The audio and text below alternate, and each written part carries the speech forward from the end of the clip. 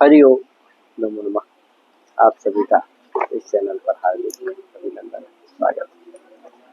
जैसा कि जानते हैं, हम इसमें अनेक पाठ चला रहे हैं। अभी लघु सिद्धांत कौमुदी पढ़ा रहे हैं। लघु सिद्धांत कौमुदी में पंच संधि पूर्ण हो गई है। क्या है बच्चों? आज क्या चलेगी? क्या चलेगा? आलिंग पुल्लिंग प्रकरण चलेगा। देखो, लिंग जो है तीन प्रकार के होते हैं। लिंगम त्रिविधम, पुल्लिंग, स्त्रीलिंग, नपुंसक। कितने लिंग होते हैं? कौन कौन? पुल्लिंग पहले होता बेटा। हाँ, स्त्रीलिंग, नपुंसक लिंग। फिर से पुल्लिंग, स्त्रीलिंग, नपुंसक लिंग।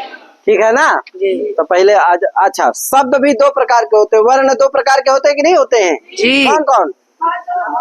बस दो वर्ण होते हैं। कौन कौन? आचार, आचार, हलवार। तो देखो, आज जिस शब्द भी कितने प्रकार के होंगे? दो प्रकार के। शब्द कितने प्रकार के होंगे? दो। कौन कौन? आचार, हाल। अरे शब्द ऐसे होंगे जिसके अंत, एक शब्द ये होगा जिसके अंत में क्या होगा? आच होगा, उसको क्या कहेंगे? अजंत। और एक शब्द ऐसा होगा जिसके अंत में क्या होगा? हाल, उसको क्या कहेंगे? हलंत। पहले को अजंत, दूसरे को हलंत। तो इसका मतलब वर्ण कितने प्रकार के होते हैं? दो। कौन कौन? आचार, हलंत। अरे वर्ण कितने प्रकार के होते हैं? दो। कौन कौन? आचार, हाल। आचार, हाल। आचार, हाल। शब्द भी कितने प्रकार के हो गए? दो। कौन कौन? अजंत और हलंत। अजंत और हलंत। अजंत और हलंत। अजंत और हलंत। आ गया कि नहीं आया? शब्द कितने प्रकार के हैं? दो। वर्ण कितने प्रकार के हैं? दो। कौन कौन? आचार, हाल। शब्द दो। अजंत और हलंत। ठीक है ना? जी। अजंत शब्द किसको कहेंगे? जिसके अंत में आच हो, उसको क्या कहेंगे? अजंत कहेंगे। और जिसके अंत में हाल हो, उसको हलंत कहते हैं। हलंत शब्द कहेंगे। समझ गए कि नहीं? जी। अब देखो, अच्छा, लिंग तीन प्रकार के भी बताए हैं। कितने प्रकार के? तीन। कौन कौन? स्त्रीलिंग, नपुंसक लिंग। फिर से एक बार। पुल्लिंग, स्त्रीलिंग, नपुंसक लिंग। पुल्लिंग, स्त्रीलिंग, नपुंसक लिंग। अब देखो, अजंत शब्दों में जोड़ दो ये तीनों। अजंत पुल्लिंग, अजंत स्त्रीलिंग, अजंत नपुंसक। बोलो फिर से। अजंत, हलंत में अजंत, नपुंसक लिंग, हलंत, स्त्रीलिंग। हलंत में भी बोलो। हलंत पुल्लिंग, हलंत स्त्रीलिंग, हलंत नपुंसक लिंग। कितना हो गए? 6 हो गए ना? इसी को षडलिंग कहते हैं। क्या कहते हैं? षडलिंग कहते हैं। तीन लिंग होते हैं, लेकिन शब्दों को लेकर के, अजंत और हलंत को लेकर के कितने हो गए? 6 हो गए। इसी को षडलिंग बोला जाता है। कौन कौन है षडलिंग? जल्दी से बोलो। अजंत पुल्लिंग, अजंत स्त्रीलिंग, अजंत नपुंसक लिंग, हलंत पुल्लिंग, हलंत स्त्रीलिंग, हलंत नपुंसक लिंग। यही ना है? तीन अजंत में, तीन हलंत में। कितने हो गए? 6। याद आ गया? जी। भूलोगे तो नहीं? बहुत बढ़िया। अच्छा, वही देखो लिखा हुआ है। आता षडलिंगेषु अजंत पुल्लिंगा। षडलिंगों में सबसे पहले कौन है? अजंत पुल्लिंग। अजंत पुल्लिंग, क्योंकि अजंत के अभी चलेंगे तीनों। कौन कौन? अजंत पुल्लिंग, अजंत स्त्रीलिंग, अजंत नपुंसक लिंग। अभी कौन चल रहा है? अजंत पुल्लिंग। पुल्लिंग। अब देखो, पहला सूत्र है इसका, अर्थवत धातुर प्रत्यय प्रातिपदिकम्। कौन सूत्र है? अर्थवत धातुर प्रत्यय प्रातिपदिकम्। वृत्ति में बोलता हूँ, फिर बोलना। धातुम प्रत्ययम प्रत्यांतं च वर्जयित्वा।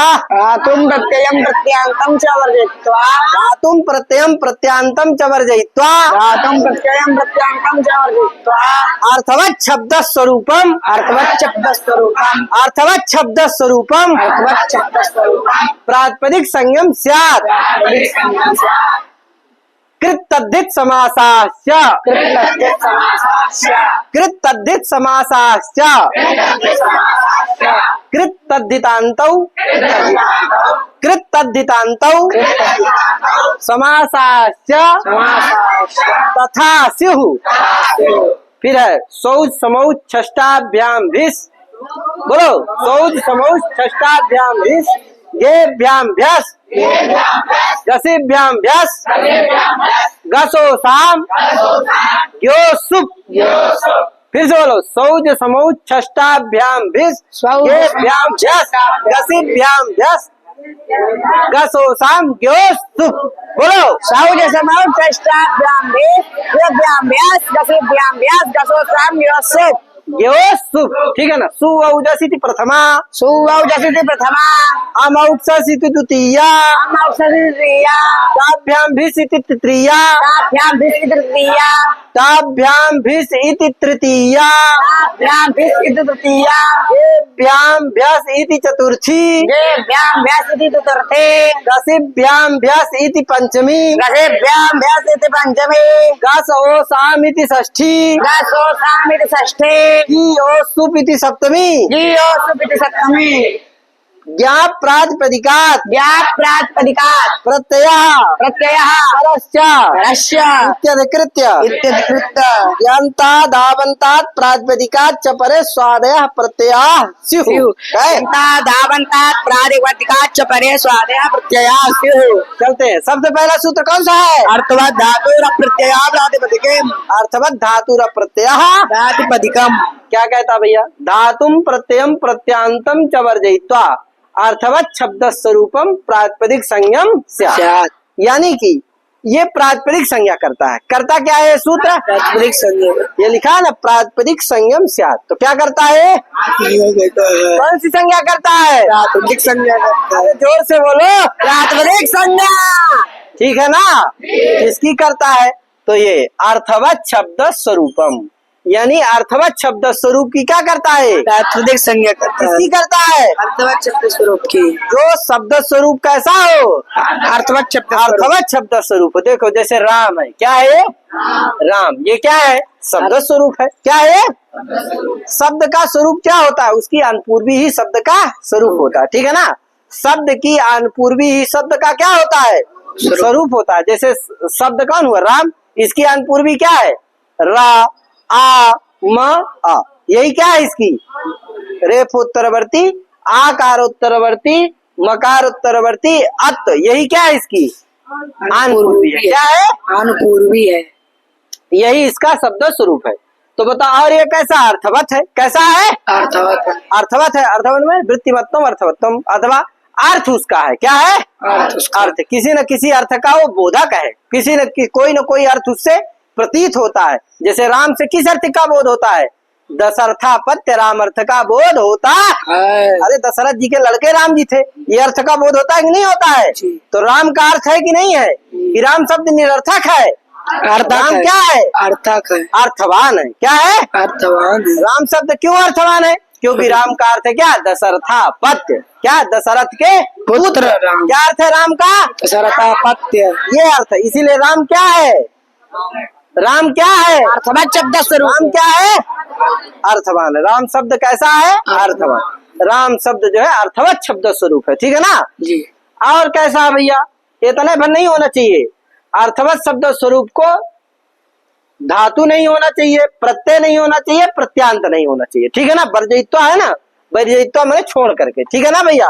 क्या क्या नहीं होना चाहिए अर्थवत शब्द स्वरूप को? धातु नहीं होना चाहिए, प्रत्यय प्रत्यांत नहीं होना चाहिए। धातु नहीं होना चाहिए, क्या नहीं होना चाहिए? प्रत्यांत नहीं होना चाहिए। तो देखो ध्यान देना, इसमें थोड़ा सा समझने वाली बात है।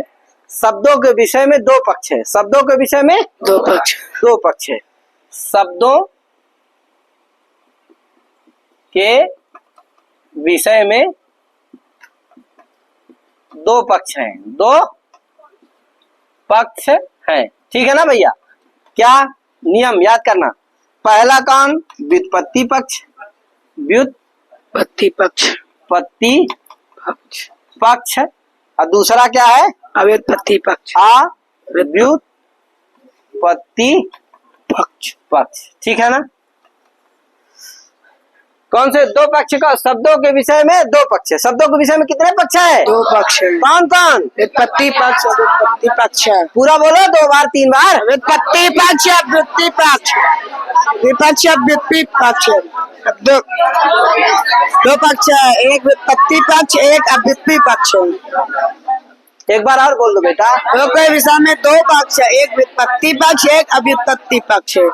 कोई दिक्कत? तुम बोलो, क्या नाम है तुम्हारा? बोलो।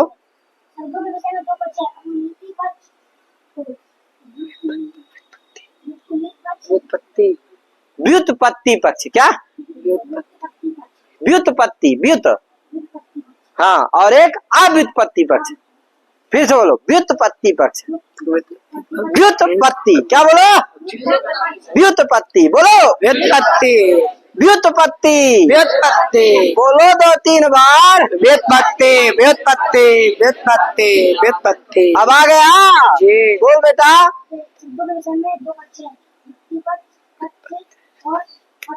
ठीक है ना? व्युत्पत्ति और अव्युत्पत्ति। हाँ, व्युत्पत्ति। अब देखो, व्युत्पत्ति पक्ष किसे कहते हैं? व्युत्पत्ति पक्ष उसे कहते हैं जिसमें ये सब रहते हैं। कौन कौन? धातु रहता है, प्रत्ययांत रहता है, उसे क्या कहेंगे? व्युत्पत्ति पक्ष। और अव्युत्पत्ति पक्ष किसे कहेंगे? जिसमें धातु प्रत्यय प्रत्यांत या नहीं रहेंगे। जिस शब्द में धातु ना हो, प्रत्यय न हो, प्रत्यांत न हो, उस शब्द को क्या कहेंगे? अव्युत्पत्ति पक्ष कहेंगे। समझ गए ना? हाँ, जिसमें धातु ना हो, प्रत्यय ना हो और वो शब्द प्रत्यांत भी ना हो, उसे क्या कहेंगे? और जिस पक्ष में क्या हो, जिस शब्द में क्या हो, धातु हो, प्रत्यय हो, कोई न कोई शब्द धातु से बना हो, प्रत्यय से बना हो और वो शब्द प्रत्यांत हो, तो उसे क्या कहेंगे? समझ गए ना? कोई दिक्कत? अब देखो, राम के भी विषय में यही 2 प्रकार का है। एक तो राम अव्युत्पन्न है। अव्युत्पन्न का मतलब ये है, अव्युत्पन्न का मतलब क्या है? उसमें कोई धातु नहीं है, उसमें कोई प्रत्यय नहीं है और ना ही वो शब्द प्रत्यांत भी नहीं है। अरे जब उसमें धातु ही नहीं है, प्रत्यय ही नहीं है, तो प्रत्यांत होगा नहीं। हाँ, तब तो एक ऐसा राम शब्द है किस पक्ष में? अव्युत्पत्ति। उसमें क्या नहीं है? धातु नहीं है, प्रत्यंत नहीं है, प्रत्यांत भी नहीं वो प्रत्यांत भी नहीं।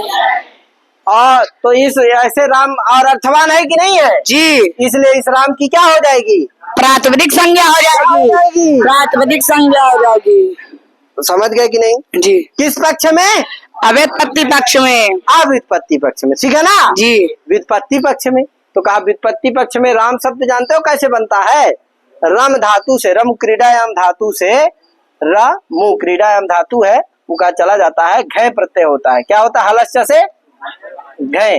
घय में क्या बचता है? आ, रम आ, और आदि को वृद्धि हो जाती है आ को, तो बड़ा आ हो जाता है, तो बन जाता है रा। क्या बन जाता है? रा। और फिर महलंत रहता है, ये मिल जाता है, तो क्या बन जाता है? राम। तो बताओ, लास्ट में ये आ प्रत्यय है कि नहीं है? घय का है ना, तो लास्ट में ये आ प्रत्यय है कि नहीं है? और किस शब्द से बना है? रम धातु से बना है। किससे बना है?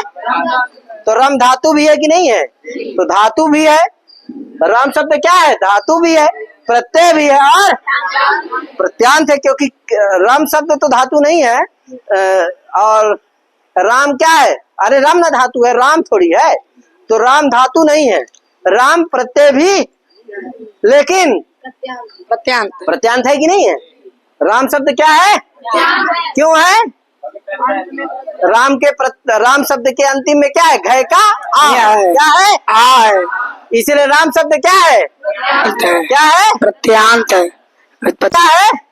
प्रत्यांत है। किस पक्ष में? व्युत्पत्ति पक्ष में। व्युत्पत्ति पक्ष में नहीं है। तो बताओ, राम की इससे होगी प्रातिपदिक संज्ञा अर्थवत धातु और प्रत्यय प्रातिपदिकम से? नहीं होगी। क्यों? क्योंकि वो क्या है? प्रत्यांत। तो किस पक्ष में नहीं होगा? प्रत्यांत ही है। क्या है? प्रत्यांत। राम शब्द यद्यपि धातु नहीं है, तो धातु भिन्न भी है, प्रत्यय नहीं है, इसलिए प्रत्यय भिन्न भी है, लेकिन क्या है? प्रत्यांत। प्रत्यांत है, इसलिए प्रत्यांत भिन्न नहीं है। इसलिए किस पक्ष में नहीं होगी प्रातिपदिक संज्ञा? व्युत्पत्ति पक्ष में नहीं होगी। व्युत्पत्ति पक्ष में हो जाएगी। व्युत्पत्ति पक्ष में किससे होगी? तो व्युत्पत्ति पक्ष में राम की किससे होगी? एक कृतद्धित समासाच सूत्र है। क्या है? तद्धित समास। क्या कहता है? कृत तद्धितांतो समासाच तथा स्यु। तथा माने प्रातिपदिक संज्ञा, यानी कृदंत की। देखो, इसमें 3 शब्द है, कृत, तद्धित और समास। कितने हैं? है 3। कौन कौन? कृत, तद्धित, समास। बोलो तेजी से। तद्धित समास। हाँ, कृत तद्धित क्या है? प्रत्यय। प्रत्यय ग्रहण है तदंत ग्रहण। जिससे क्या अर्थ हो? कृत का अर्थ होगा कृदंत, तद्धित का अर्थ होगा कृत का अर्थ क्या होगा? कृदंत। तद्धित का अर्थ क्या होगा? तद्धितांत। तो जिससे सूत्र का अर्थ क्या हो जाएगा? कृदंत, कृदंत की, तद्धितांत की और समास की प्रातिपदिक संज्ञा होती है। क्या हो जाएगा? कृतांत की तद्धितांत की समास की प्रतिपदिक संज्ञा होती है। अर्थवत धातु से अर्थवाद आ जाता है इसमें भी है जी। तो जोड़ लेना, कृदंत अर्थवान की, तद्धितांत अर्थवान की और समास अर्थवान की प्रातिपदिक संज्ञा होती है। सूत्रकार से जान गए ना जी। तो बताओ ये राम क्या है? घय इसके अंत में है, घय प्रत्यय, घय क्या है? कृत है, तो कृदंत अर्थवान है कि नहीं है जी। इसलिए इसकी क्या हो जाएगी? प्रातिपदिक संज्ञा हो जाएगी। ठीक है ना जी। तो व्युत्पत्ति पक्ष में ध्यान रखना, राम की किससे प्रातिपदिक संज्ञा होगी? कृत तद्धित समास। क्या मान करके? अर्थवान कृदंत मान करके। क्या मान करके? अर्थवान कृदंत। और जब अव्युत्पत्ति पक्ष में राम शब्द की किससे प्रातिपदिक संज्ञा होगी? क्यों? अर्थवत धातु प्रत्यय प्रातिपदिकम का अर्थ है धातुम प्रत्ययम प्रत्यांतम च वर्जयित्वा अर्थवत शब्द स्वरूपम प्रातिपदिक संज्ञा स्यात्। इसका हिंदी में अर्थ है धातुम, धातु को छोड़ करके, प्रत्यय को छोड़ करके, प्रत्यांत को छोड़ करके अर्थवत शब्द स्वरूप की प्रातिपदिक संज्ञा होती है। इसका और सरल अर्थ कर लो, धातु भिन्न, प्रत्यय भिन्न, प्रत्यांत भिन्न, अर्थवत शब्द स्वरूप की प्रातिपदिक संज्ञा होती है। क्या अर्थ होगा इसका? धातु भिन्न, प्रत्यय भिन्न, प्रत्यांत भिन्न, अर्थवत शब्द स्वरूप की प्रातिपदिक संज्ञा होती है। एक बार धातु भिन्न, प्रत्यय भिन्न, प्रत्यांत भिन्न, अर्थवत शब्द स्वरूप की प्रातिपदिक संज्ञा होती है। कोई दिक्कत तो नहीं है? नहीं। तो अव्युत्पत्ति पक्ष में राम शब्द है, ये धातु नहीं है इसलिए धातु भिन्न भी है, प्रत्यय नहीं है इसलिए प्रत्यय भिन्न है, प्रत्यांत नहीं है इसलिए प्रत्यांत भिन्न भी है, प्रत्यांत भिन्न भी है, अर्थवान शब्द स्वरूप है इसलिए इसकी क्या हो जाएगी? प्रातिपदिक संज्ञा हो जाएगी। सभी की प्रातिपदिक संज्ञा कर लेना चाहिए। लेकिन अर्थवत धातु प्रत्यय प्रातिपदिकम से ध्यान रखना, किस पक्ष में प्रातिपदिक संज्ञा होगी? अव्युत्पत्ति पक्ष में। व्युत्पत्ति पक्ष में नहीं होगी। किससे होगी? व्युत्पत्ति पक्ष में कृतज्ञ समासाश्च। तद्धि समासाश्च का अर्थ जान गए ना क्या है? कृदंत, तद्धितांत और समास की क्या होती है? प्रातिपदिक संज्ञा। प्रातिपदिक संज्ञा होती है। अब चलो चलते हैं, राम की क्या हो गई? प्रातिपदिक संज्ञा हो गई, ये याद रखना है। राम क्या हो गया? प्रातिपदिक। राम क्या हो गया? प्रातिपदिक हो गया। अब आगे सूत्र लगेगा कौन भैया?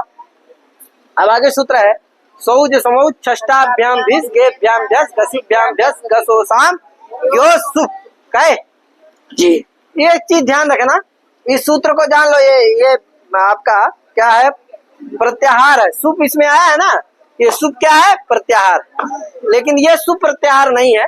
सुप क्या है? यहाँ से बनेगा, कहाँ से? सौज के सु से लेकर के ये सुप के पा तक क्या बनेगा? सुप प्रत्याहार। उस सुप प्रत्याहार के अंदर ये सब प्रत्यय आते हैं। सु आता है, औ आता है, जस आता है, अम आता है, औट आता है, सस आता है, टा आता है, भ्याम आता है, भिस आता है, गे आता है, भ्याम आता है, भ्यास आता है, गस आता है, भ्याम आता है, भ्यास आता है, गस आता है, ओस आता है, आम आता है, गी आता है, ओस आता है और सुप आता है। ठीक है ना भैया? हाँ।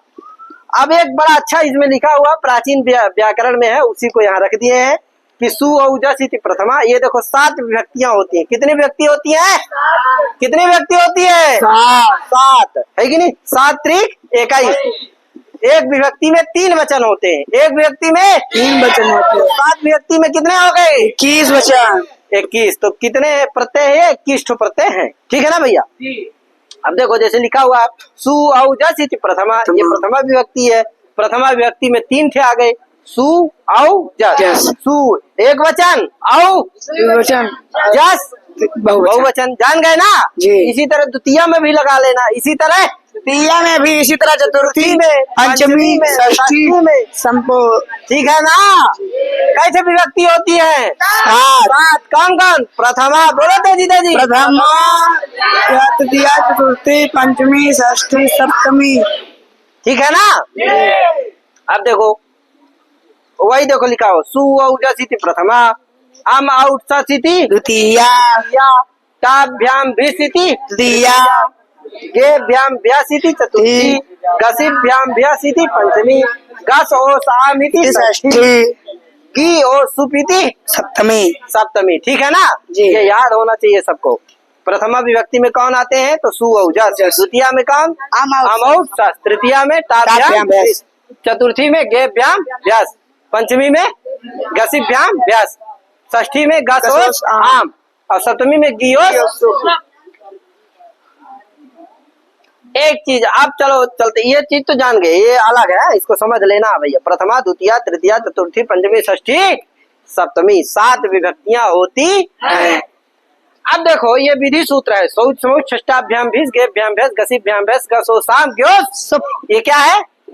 विधि सूत्र है। क्या है? विधि सूत्र। इसमें क्या आते हैं भैया? ज्ञा प्रातिपदिकात प्रत्यय परस्य, ये तीनों अधिकार सूत्र है। ज्ञा प्रातिपदिकात भी अधिकार सूत्र है भी और परस्य भी। तो देखो ये क्या है? तीनों अधिकार सूत्र है। कैसे हैं? कौन कौन? ज्ञा प्रातिपदिकात प्रत्यय परस्य, तीनों कैसे सूत्र है? अधिकार सूत्र है। अधिकार सूत्र है, ये तीनों का अधिकार जाएगा, है कि नहीं? तो कहाँ आएगा भैया? 5वें अध्याय तक जाता है पूरे में। आप पंचम परिसमाप्ते अधिकारा, तो 5वें अध्याय की परिसमाप्ति तक अधिकार जाता है। तो ये तो चौथे अध्याय का है का यार? तो आज चला आएगा यहाँ 4-1 से 5वें अध्याय की परिसमाप्ति तक क्या होगा? इसका इनका अधिकार जाएगा है। तो ये यहाँ आएंगे कि नहीं आएंगे? आ ही जाएंगे। तो इसमें आ गए शौच समूच षष्ठाभ्याम, इस सूत्र में क्या है? तीनों आ गए। कौन कौन? ज्ञा प्रातिपदिकात प्रत्यय परस्य। ज्ञा प्रातिपदिकात क्या कहता है भैया? तो ज्ञा प्रातिपदिकात में आप देखोगे गी आप और प्रातिपदिकात 3 है। क्या क्या है? 3 का ग्रहण है। किसका किसका? गी का, आपका और प्रातिपदिक का। किसका किसका ग्रहण है? गी का, आपका और 3 प्रातिपदिक। बार बोलो जल्दी जल्दी। गी का, आपका, प्रातिपदिकात का। गी आपका, प्रातिपदिकात का। फिर से गी का, आपका, प्रातिपदिकात का। गी का, आपका, प्रातिपदिकात का। घी का, आपका, प्रातिपदिक। घी से जानते हो क्या लेना है? घी से क्या लेना है? घी से जानते हो क्या लेना है? घी से घी, किस कीन 3 लेना है। और आप से क्या लेना है? आप चाप डाप। क्या है कि नहीं? आप डाप है कि नहीं? डाप भी ले लेना है। क्या यार? तो ये सब लेना है। तो गिप गिस गिन, आप चाप डाप, है कि नहीं? तो ये समझ लेना। आगे चलते हैं। यानी प्रातिपदिक अभी जान ही गए हो। इनसे परे क्या होते हैं? ये स्वादी प्रत्यय होते हैं। ठीक है भैया जी। ये स्वादी प्रत्यय कितना? 21 है ना जी। ये जो 21 स्वादी प्रत्यय है, ये किससे परे होते हैं? या तो घी से परे होते हैं, या तो आप से परे होते हैं, या तो प्रातिपदिक से परे होते हैं। तो राम क्या है? घी से क्या लेना है? ग्यंत लेना है। आप से क्या लेना है? और प्रातिपदिक जानते ही हो। तो यानी ग्यंत से परे होते हैं और आप से परे होते हैं और आबंत प्रातिपदिक से परे होते हैं। जल्दी से बोलो, स्वादी किससे परे होते हैं? है कि नहीं? ग्यंतात, आवंतात, प्रातिपदिकात से परे स्वादय प्रत्यय। ठीक है ना? ग्यंत से परे आप, अबांध से परे, से परे स्वादी परे होते हैं। ग्यंत का उदाहरण है, घी का उदाहरण क्या है? गौरी। क्या है? गौरी। इससे परे भी स्वादी हो जाएंगे, सु हो जाएगा। ठीक है ना? और आपका उदाहरण है रमा। रमा क्या है? आप है, आवंत है, ताप्रत्यय हुआ है, तो आवंत से परे हो जाएगा। और राम क्या है? प्रातिपदिक है, इससे परे भी स्वादी हो जाएंगे। तो चलो, इसीलिए इस सूत्र का अर्थ होता है सोच। और प्रत्यय परस्य भी आ जाएगा। कहेगा प्रत्यय होती ये इनकी क्या होती है? प्रत्यय संज्ञा होती है। सु आउ जस आम और सच इन सब की क्या होती है? प्रत्यय संज्ञा होती है। कौन सी संज्ञा होती है? प्रत्यय संज्ञा होती है। और परस्य आ जाएगा। कहीं कहेगा भैया प्रत्यय कहाँ होता है? पर में होता है, पूर्व में नहीं होता, बीच में कहाँ होता है? पर में होता है। पर में होता है। तो जिससे पूरा सूत्र का अर्थ हो जाएगा इसका कि स्वाद ग्यंतात आवंतात, इसीलिए वृत्ति में देखो लिखा हुआ है यहाँ ग्यंतात आवंतात प्रातिपदिकात स्वादया प्रत्याश। ये जानते हो किसका अर्थ है? इस सूत्र का अर्थ है। ठीक है भैया? किसका अर्थ है? समूह का अर्थ है। क्या अर्थ है? ग्यंतात आवंतात प्रातिपदिकात परे स्वादया प्रत्याश से हो। क्या अर्थ है? ग्यंतात आवंतात प्रातिपदिकात परे स्वादया प्रत्याश से हो। ये किसका अर्थ है? ज्ञान कब अर्थ बनता है? जब इस सूत्र में क्या प्रातिपदिकात प्रत्यय परस्य तीनों आ जाते हैं, तीनों का अधिकार आ जाता है, तब सूत्र का अर्थ होता है ग्यंतात आवंतात प्रातिपदिकात परे स्वादय प्रत्यय। इसका हिंदी में अर्थ है ग्यंत से, आबंत से और प्रातिपदिक से परे स्वादी प्रत्यय होते। कोई दिक्कत तो नहीं है? नाम बताओ क्या है, प्रातिपदिक है कि नहीं है? जी। इससे परे क्या हो जाएगा? स्वादी हो जाएगा। अब क्या है, किसो की किसो हो जाएंगे? नहीं। तो कहेगा नहीं, थोड़ा सा और विशेष अर्थ पर करना पड़ता है। क्या करना पड़ता है मैं बता ही दे रहा हूँ। देखो विभक्तियां 7 होती हैं। कौन कौन? प्रथमा, द्वितीया, तृतीया, चतुर्थे, पंचमी, षष्ठे, सप्तमी। अब देखो विभक्तियां कितनी होती हैं? 7। कब होती है? देखो प्रथमा विभक्ति कब होती है? प्रातिपदिकार्थ में होती है प्रथमा। द्वितीया कब होती है? कर्मत्व विवक्षा में क्या होती है? द्वितीया। तृतीया कब होती है? करणत्व विवक्षा में, कर्तृत्व विवक्षा में भी है। और चतुर्थी संप्रदानत्व विवक्षा में, पंचमी अपादानत्व विवक्षा में, षष्ठी संबंध विवक्षा में और सप्तमी अधिकरणत्व विवक्षा में। ठीक है ना? ये याद रखना। प्रथमा, द्वितीया, तृतीया याद लिख करके कॉपी में याद कर लेना। प्रथमा कब होती है? प्रातिपदिकार्थ की विवक्षा में। द्वितीया कर्मत्व की विवक्षा में। तृतीया कर्णत्व की विवक्षा में, करणत्व और कर्तृत्व की विवक्षा में। और चतुर्थी संप्रदानत्व की विवक्षा में। और पंचमी अपादानत्व की विवक्षा में। षष्ठी संबंध की विवक्षा में। सप्तमी अधिकरणत्व की विवक्षा में है भैया। कर्ता कर्म च करणं च संप्रदानम तथैव च अपादानाधिकरणं च इत्याहु कारकाणि षट्। ये श्लोक याद कर लेना तो आपको पता चल जाएगा। कर्ता कर्म च करणं च संप्रदानम तथैव च अपादानाधिकरणं च इत्याहु कारकाणि षट्। 6 कारक होते हैं, याद कर लेना। तो देखो प्रातिपदिकार, इसको अर्थ करते समय ये कह देना कि इसका अर्थ जब करना तो कह देना प्रातिपदिकार्थत्वगत एकत्व विवक्षाया प्रथमायाः एक वचन, अप्रातिपदिकार्थत्वगत द्वित्व विवक्षायां प्रथमायाः द्विवचनम, अप्रातिपदिकार्थत्वगत बहुत्व विवक्षायां प्रथमायाः बहुवचनम से। अब द्वितीया कब आएगी? कर्मत्वगत में आएगी ना। तो कहो कर्मत्वगत एकत्व विवक्षायां द्वितीयायाः एक वचन, कर्मत्वगत द्वित्व विवक्षायां द्वितीयायाः द्विवचनम, कर्मत्वगत बहुत्व विवक्षायां द्वितीयायाः बहुवचनम। फिर इसी तरह तृतीया के लिए कर लेना। तृतीया कब आती है? कर्णत्व विवक्षा में। तो क्या कहना? कर्तृत्व विवक्षा में। तो कह लेना भैया कर्णत्वगत एकत्व विवक्षायां तृतीयायाः एक वचनम, फिर कर्णत्वगत द्वित्व विवक्षायां तृतीयायाः द्विवचनम। इसी तरह ठीक है भैया। चतुर्थी में भी कर लेना इसी तरह। संप्रदानत्वगत एकत्व विवक्षायां चतुर्थ्याः एक वचन, संप्रदानत्वगत द्वित्व विवक्षायां चतुर्थ्याः द्विवचनम, संप्रदानत्वगत बहुत्व विवक्षायां चतुर्थ्याः बहुवचनम। इसी तरह से पंचमी कर लेना। अपादानत्वगत एकत्व विवक्षायां पंचम्याः एक वचनम। इसी तरह षष्ठी का कर लेना। संबंधत्वगत एकत्व विवक्षायां षष्ठ्याः एक वचनम। इसी तरह अधिकरण वाला कर लेना। अधिकरणत्वगत एकत्व विवक्षायां सप्तम्याः एक वचनम। इसी तरह द्विवचन बहुवचन है भैया, ध्यान रखना। तो इस तरह से यन्तादावन्तात् प्रातिपदिकाच्च परे स्वादया प्रत्यया ये स्वादी होते हैं। कब होते हैं? जब ये हो। तो हमें प्रातिपदिकार्थत्वगत एकत्व की विवक्षा हो गई, जिससे प्रथमा का एक वचन आ गया सु। क्या आ गया? ये सब कब बनता है? जब वो दो एक और द्विवचन एक वचन है और वो है ना बहुवचनम, इनके सबके साथ एक वाक्यता होती है, तब इस तरह का अर्थ निकलता है। ठीक है ना? तो सूत्र का अर्थ जान गए।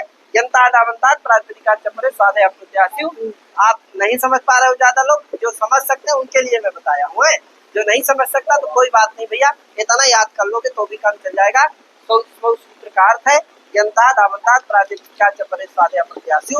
यन्त आवन्त और प्रातिपदिक से परे स्वादी प्रत्यय होते हैं। राम क्या है? प्रातिपदिक है, उससे परे क्या हो जाएगा? स्वादी प्रत्यय हो। अब कौन होगा भैया? तो उसके लिए आगे सूत्र आएंगे। सुपा आएगा, फिर द्विक और द्विवचन एक वचन आएगा, बहुवचनम आएगा, ये सब आगे आएंगे। इतना ध्यान रखना कि राम से आगे स्वादी प्रत्यय प्राप्त हो गए। स्वादी क्या हो गए? प्राप्त हो गए। ठीक है ना? अब आगे कौन होंगे, कैसे होंगे, ये सब आगे बताया जाए। ठीक है ना? तो इतने राम दे रहा हूँ।